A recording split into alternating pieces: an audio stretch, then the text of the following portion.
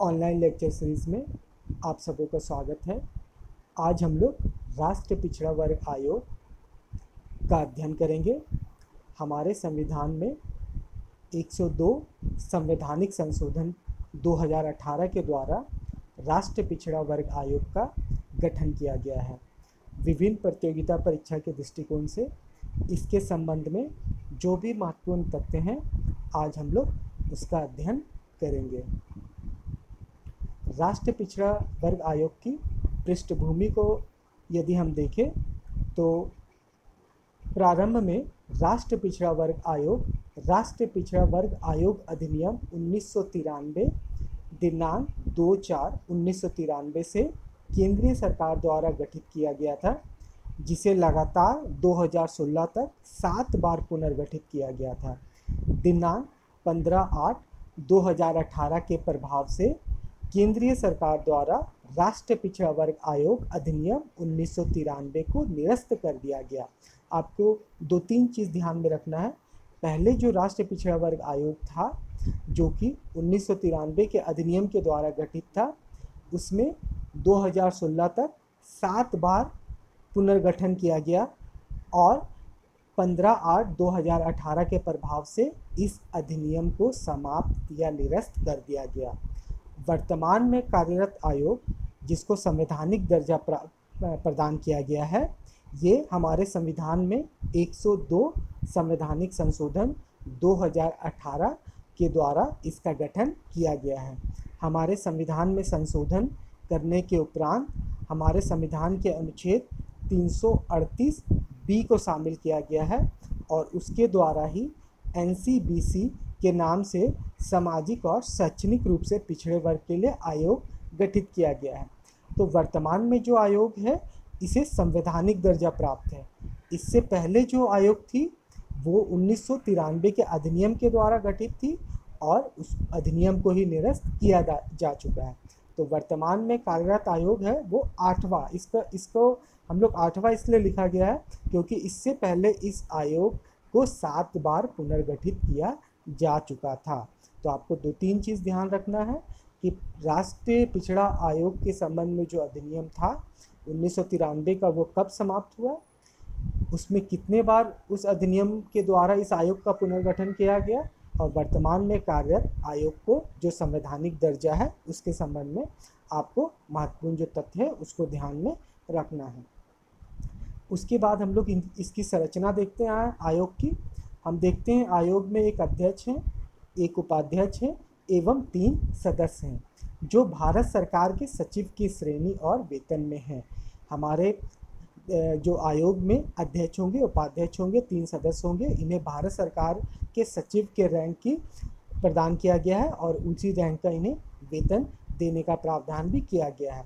साथ ही साथ इनकी सेवा शर्तों एवं कार्यकाल सामाजिक न्याय एवं अधिकारिता मंत्रालय अधिसूचना दिनांक 23/8/2018 के द्वारा संचालित है। तो मैं आपको संक्षेप में इनकी सेवा शर्त और कार्यकाल के बारे में बता दूं। इनकी योग्यता के संबंध में है कि ये पिछड़े वर्ग के संबंध में या पिछड़े वर्ग के उत्थान के संबंध में इनके द्वारा सामाजिक रूप से कुछ उत्कृष्ट कार्य किया गया हो। साथ ही साथ इनका कार्यकाल जो कि 3 वर्ष का होगा। साथ ही साथ ये 2 बार अपने पद पर अधिकतम नियुक्त हो सकते हैं और इनको हमारे देश के राष्ट्रपति के द्वारा इनको नियुक्ति पत्र प्रदान की जाती है। तो आपको इनको कार्यकाल को ध्यान रखना है। 3 वर्ष का होता है अध्यक्ष का, उपाध्यक्ष का और सदस्यों का कार्यकाल। साथ ही साथ ये 2 बार पुनर्गठित इसी पद पे किए जा सकते हैं। साथ ही साथ आपको ये ध्यान में रखना है कि अध्यक्ष या उपाध्यक्ष अपना त्यागपत्र राष्ट्रपति को देकर इस पद को समय के पूर्व भी छोड़ सकते हैं।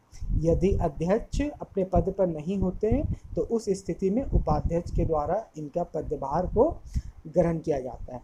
जब उपाध्यक्ष भी नहीं होंगे तो उस स्थिति में राष्ट्रपति जिस भी व्यक्ति को इस पद के लिए मनोनीत करेंगे वो व्यक्ति इसका कार्यभार संभालेंगे। साथ ही साथ यदि राष्ट्रपति अध्यक्ष को इनके पद से समय से पूर्व हटाना चाहे तो वो कदाचार के आरोप के संबंध में उच्चतम न्यायालय, सर्वोच्च न्यायालय के न्यायाधीश से परामर्श एवं उनके द्वारा किए गए जांच के आधार पर इनको कदाचार के आरोप में अध्यक्ष के पद से हटा सकते हैं। साथ ही साथ इन्हें दिवालियापन या बीमारी या अस्वस्थ या अन्य जो भी इसके तहत प्रावधान है उसके तहत भी राष्ट्रपति के द्वारा इन्हें समय से पूर्व इनके पद से हटाया जा सकता है। वर्तमान में आपको ध्यान रखना है, वर्तमान में राष्ट्रीय पिछड़ा वर्ग आयोग के अध्यक्ष डॉक्टर भगवान लाल साहनी हैं। 3 सदस्य, आप तीनों सदस्य का नाम को आप एक बार देख लेंगे, इसको याद कर लेंगे। इन्होंने किस तिथि से पदभार ग्रहण किया है वो देख लेंगे। 28 फरवरी 2019। उपाध्यक्ष का आप नाम देखिए, डॉक्टर लोकेश कुमार प्रजापति। तो आपको ये ध्यान में रखना है कि वर्तमान समय में हमारे राष्ट्रीय पिछड़ा वर्ग आयोग के अध्यक्ष कौन है, उपाध्यक्ष कौन है। इनकी संरचना को एक बार हम लोग देखते हैं। अध्यक्ष हैं, फिर यहाँ आप देखिए उपाध्यक्ष हैं, 3 सदस्य हैं और सचिव हैं, और प्रशासनिक जो संरचना है वो आप यहाँ पे देख सकते हैं। वर्तमान में आपको याद रखना है, अध्यक्ष डॉक्टर भगवान लाल साहनी, उपाध्यक्ष डॉक्टर लोकेश कुमार प्रजापति। उसके बाद हम देखते हैं कि हमारे संविधान में संशोधन करने के पश्चात राष्ट्रीय पिछड़ा वर्ग आयोग के संबंध में क्या प्रावधान किया गया है। जब हम अपने संविधान के अनुच्छेद 338 को देखते हैं तो उसमें 338 खा उपखंड को जोड़ दिया गया है इस आयोग के संबंध में, और इसमें लिखा गया है सामाजिक और शैक्षिक दृष्टि से पिछड़े वर्गों के लिए एक आयोग होगा जो राष्ट्रीय पिछड़ा वर्ग आयोग के नाम से ज्ञात होगा। फिर इसमें लिखा गया संसद द्वारा इस निमित्त बनाए गए किसी विधि के उपबंधों के अधीन रहते हुए आयोग एक अध्यक्ष, उपाध्यक्ष और 3 अन्य सदस्यों से मिलकर बनेगा, और इस प्रकार नियुक्त किए गए अध्यक्ष, उपाध्यक्ष और अन्य सदस्यों की सेवा और शर्तों और पदावधि ऐसी होगी जो राष्ट्रपति नियम द्वारा अवधारित करे। मतलब राष्ट्रपति के द्वारा इनकी सेवा शर्तें और पदावधि के संबंध में निर्धारित किया जाएगा नियम। तो इसको आपको ध्यान में रखना है। राष्ट्रपति अपने हस्ताक्षर और मुद्रा सहित अधिपत्र द्वारा आयोग के अध्यक्ष, उपाध्यक्ष और अन्य सदस्यों को नियुक्त करेंगे। आयोग को अपनी प्रक्रिया स्वयं विनियमित करने की शक्ति होगी। किस प्रकार आयोग काम करेगा उसकी प्रक्रिया आयोग खुद उसके संबंध में निर्णय लेंगे। फिर आयोग का कर्तव्य होगा कि सामाजिक और शैक्षणिक दृष्टि से पिछड़े वर्गों के लिए इस संविधान या तत्समय प्रवृत्त किसी अन्य विधि या सरकार के किसी आदेश के अधीन उपबंधित रक्षा उपायों से संबंधित सभी विषयों का अन्वेषण करे और उन पर निगरानी रखे तथा ऐसे रक्षा उपायों के कार्यक्रम का मूल्यांकन करे। मतलब जितने भी पिछड़े वर्ग हैं हमारे देश में उसके संबंध में जो भी महत्वपूर्ण सरकार के द्वारा निर्णय लिया गया है वो सही ढंग से कार्य उन निर्णयों का अमल हो रहा है कि नहीं, इसके संबंध में वो निगरानी रखेंगे, जांच करेंगे और उसका मूल्यांकन करेंगे। सामाजिक और शैक्षिक दृष्टि से पिछड़े वर्गों को उनके अधिकारों और रक्षा उपायों से वंचित करने के संबंध में विनिष्ट शिकायतों की जांच करेंगे। यदि इस वर्ग से संबंधित कोई व्यक्ति यदि आयोग के समस्त कोई शिकायत करता है तो वो उसका जांच करेंगे। सामाजिक और शैक्षिक दृष्टि से पिछड़े वर्गों के सामाजिक आर्थिक विकास के संबंध में भाग ले और उन पर सलाह दे तथा संघ और किसी राज्य के अधीन उनके विकास की प्रगति का मूल्यांकन करे। वो इनका विकास कैसे होगा पिछड़ा वर्ग का उसका वो मूल्यांकन करेंगे। उन रक्षा उपायों के कार्यक्रम के बारे में प्रतिवर्ष और ऐसे अन्य समयों पर जो आयोग ठीक समझे राष्ट्रपति को रिपोर्ट प्रस्तुत करें। आयोग के द्वारा किसको रिपोर्ट प्रस्तुत की जाएगी? राष्ट्रपति को। ऐसे रिपोर्टों में उन उपायों के बारे में जो उन रक्षा उपायों के प्रभावपूर्ण कार्यान्वयन के लिए संघ या किसी राज्य द्वारा किए जाने चाहिए तथा सामाजिक और शैक्षणिक दृष्टि से पिछड़े वर्गों के संरक्षण, कल्याण और सामाजिक आर्थिक विकास के लिए अन्य उपायों के संबंध में सिफारिश करें। मतलब रिपोर्ट में वो सारी चीज़ को बताया जाएगा कि किस प्रकार इस वर्ग के लोगों का कल्याण हो सकता है। सामाजिक और शैक्षणिक दृष्टि से पिछड़े हुए वर्गों के संरक्षण, कल्याण और विकास तथा उन्नयन के संबंध में ऐसे अन्य कृतियों का निर्वहन करे जो राष्ट्रपति संसद द्वारा बनाई गई किसी विधि के उपबंधों के अधीन रहते हुए नियम द्वारा विनिर्दिष्ट करे।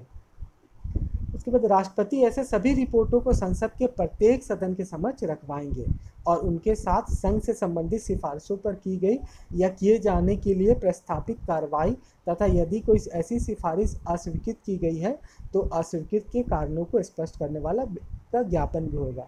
मतलब जो आयोग जो रिपोर्ट सौंपेंगे राष्ट्रपति को, राष्ट्रपति उन रिपोर्ट को सदन के समक्ष रखवाएंगे और केंद्र सरकार के द्वारा उस रिपोर्ट के संबंध में क्या कार्रवाई की गई है उसके बारे में भी ज्ञापन सरकार के द्वारा दिया जाएगा। जहाँ तक कोई रिपोर्ट या उसका कोई भाग किसी विषय से संबंधित है जिसका संबंध राज्य से है, तो राज्य के मामले में उस रिपोर्ट को राज्य विधानमंडल के सामने रखवाया जाएगा और देखा जाएगा कि आयोग की सिफारिश को राज्य विधानमंडल यदि मान रही है और यदि नहीं मान रही है तो उसके संबंध में जो भी ज्ञापन है उसको भी रिपोर्ट के साथ प्रस्तुत किया जाएगा।